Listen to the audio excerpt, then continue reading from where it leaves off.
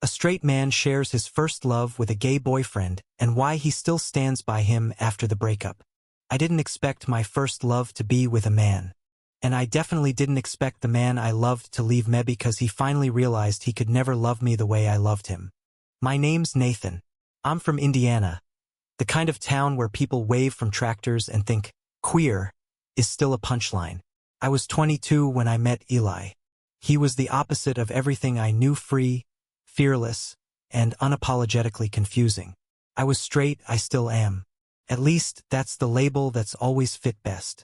But Eli made the word straight feel less like a boundary and more like a window I could look through.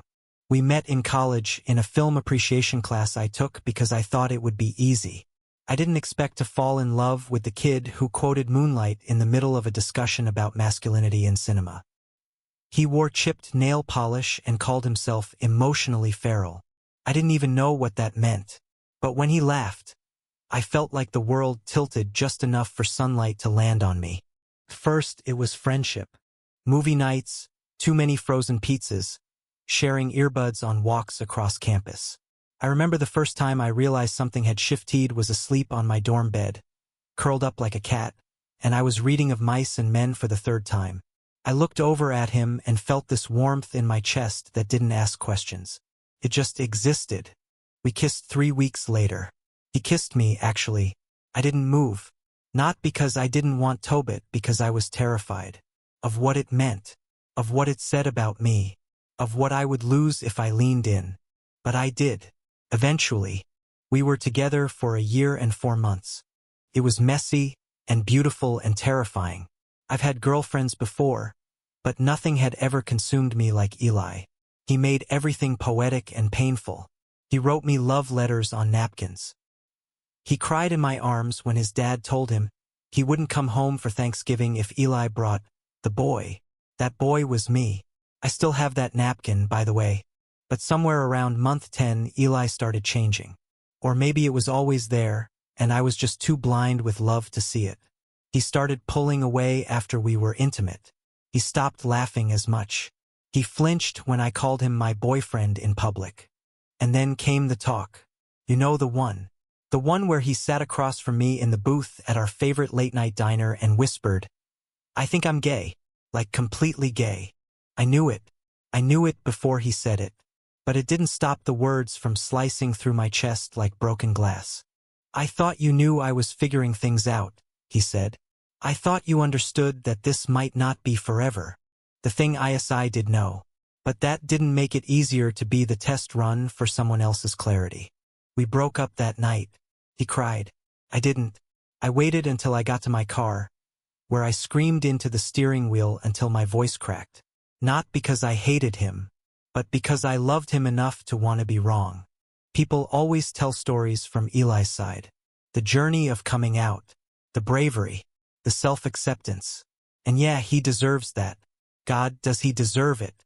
But no one talks about what it's like to be the one left behind. The straight guy who opened his heart and now has nowhere to put it. I've heard people say, well, you were just a step on his way to being his true self. Like I was a rung on a ladder.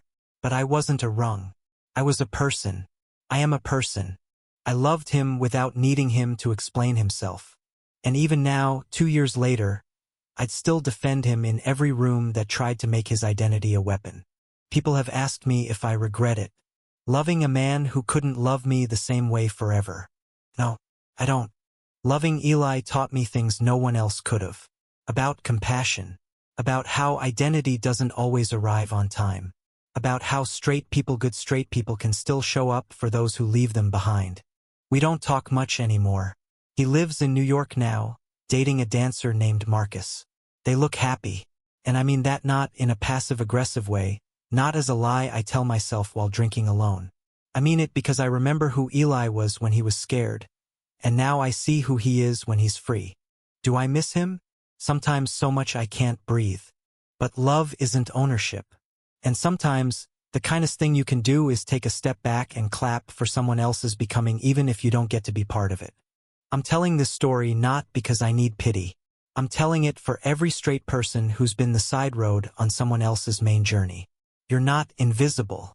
You're not broken. You're not foolish for loving deeply, even if that love didn't fit the label you grew up with. You were brave too. You still are. I started dating again about 6 months after Eli left.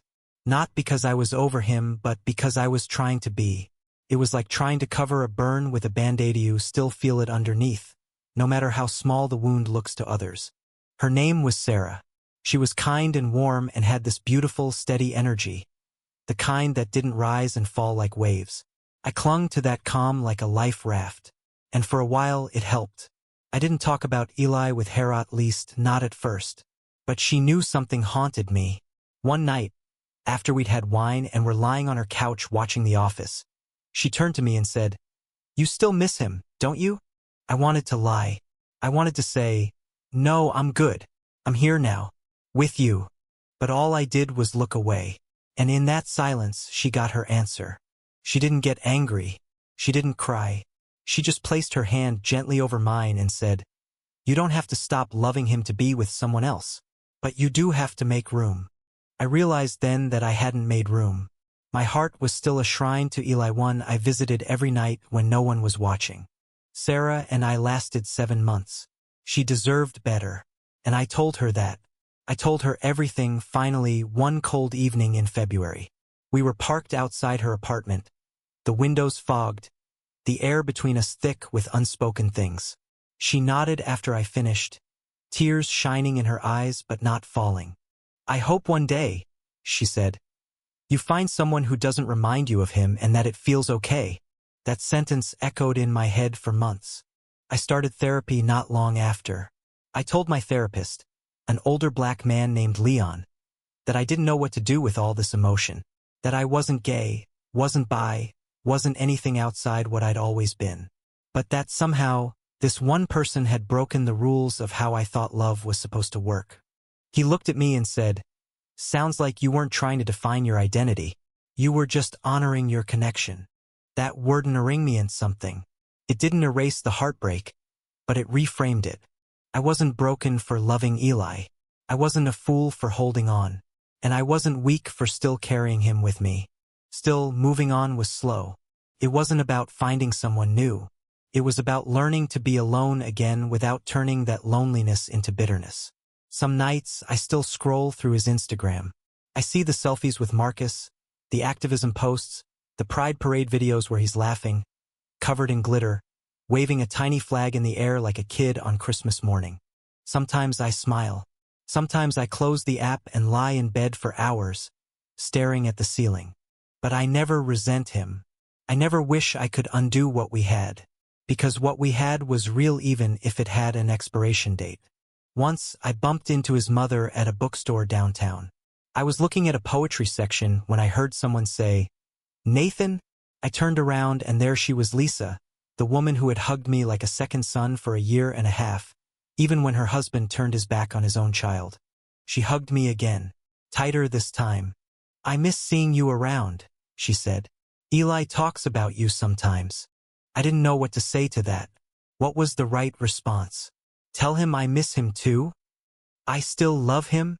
Does he hate me for staying straight? But all I said was, "He looks happy." She nodded. "He is. But I think you helped him get there." That line stayed with me more than anything. I helped him get there. You don't always get to be the final chapter in someone's story. Sometimes you're just the page that helped them turn the corner. And that's okay. A few months ago, I got an email from Eli, out of the blue. No subject line. Just, "Hey." My heart jumped when I saw his name. My fingers hovered over the keyboard before I finally clicked it open. It was short, thoughtful. He said he'd been reading a book about love and identity and it reminded him of me. He said he wanted to apologize again, not because he thought I needed it, but because he needed to say it. And he thanked me for loving him, for never shaming him, for being his friend before and after everything else. I cried reading it, quietly, in the kitchen at 1 a.m. with the fridge buzzing behind me and my dog asleep on the couch. I wrote back. I told him he didn't owe me anything, but that I was grateful. I told him I was proud of him, that I always had been, and then I hit send. He replied with a photo of us from college taken on a disposable camera. both of us squinting into the sun, holding plastic cups of Sprite. On the back, in faded pen, I'd once written, "I don't know what this is, but I don't want it to end." He signed it, "Thank you for being my first brave thing." It's funny how people assume straight men can't hurt after loving someone of the same sex. Like masculinity has to come with distance. Like emotion makes you less valid. But love doesn't care about your orientation. It just asks for your honesty. And the honest truth is, I loved Eli.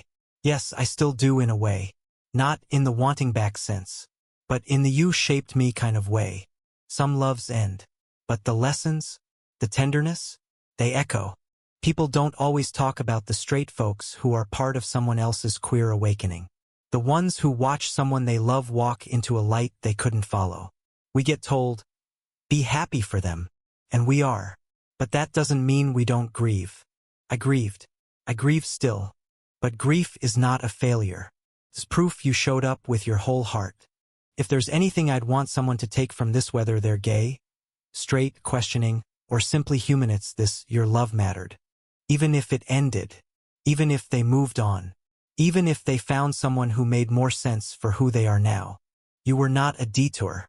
You were a part of their map. And just maybe you were a compass for your own. A few weeks ago, I was at a friend's wedding. A quiet outdoor ceremony. Nothing too fancy, just string lights, wildflowers, and a makeshift dance floor that creaked under our shoes. I stood at the edge of it all, watching people move in sync, arms and laughter tangled in the soft air. And then I saw him. Eli. He wasn't part of the wedding. He was just walking by with Marcus, hand in hand, taking a shortcut through the park behind the venue.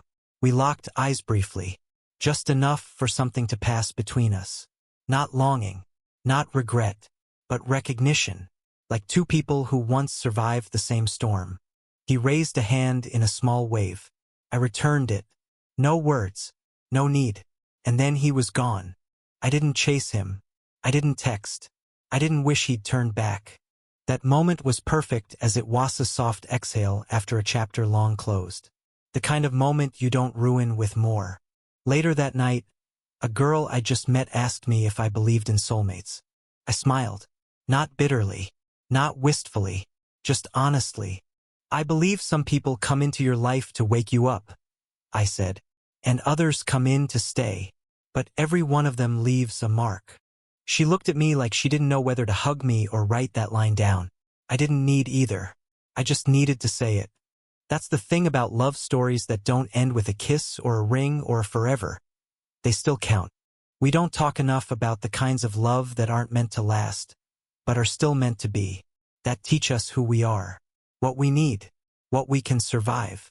Eli was my first love, and he was gay, and I was straight, and it didn't make what we had any less real. We were two people trying to make sense of who we were, and we found safety in each other for a while. That counts. That matters. I don't need him to love me back the way I loved him. It was enough to be part of his becoming. Because in helping him find his way out of the dark, I somehow found a light of my own. I may not know where love will find me next, or who it will look like, or what it will demand from me. But I know this. I'm not afraid of it anymore. I'm not afraid to feel it. I'm not afraid to lose it. And I'm not afraid to be changed by it. Because Lovino, no matter what shape it takes, is never wasted. And the version of me that stood on the other side of Eli's goodbye. He's not broken. He's just brave in a different way. The end. If you find it interesting, please subscribe to follow the next stories.